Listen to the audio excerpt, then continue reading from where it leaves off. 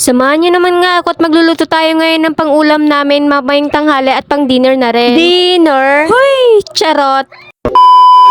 Pumunta nga pala ako sa tindahan nila Lola para bumili ng itlog at mga sangkap na pampalasa. Ano daw? Ang bilis?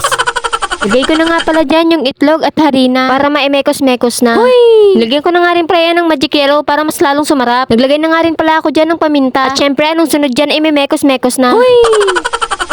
Binuksan ko na nga pala dyan yung kalan para magpainit na ng mantika. At nung mainit na nga ay sinimulan ko na ang pagpiprito. Ito nga palang niluluto ko ay para sa pananghalian namin. Bukoy nga pala yung tawag dito sa niluluto ko dito sa lugar namin. Ano daw?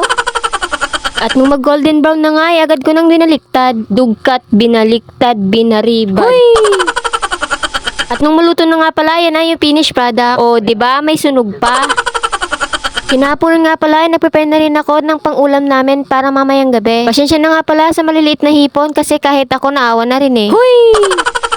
Prepare ko na nga rin pala yung mga sangkap niya na gagamitin ko. Naglagay na nga pala ako sa plato ng harina at paminta. Naglagay na rin ako ng magic yellow. Hoy! At nung may handa ko na nga yung mga sangkap na gagamitin ko ay nagsimula na rin ako. Dito nga pala sa parte na to ang pinakaayaw ko. Kasi dito talaga nauubos yung oras ko. Ang liliit pa naman ng hipon. Huwag nyo nga pala ako i-judge sa way ng pagluto ko. Tandaan nyo, hindi naman kayo yung kakain.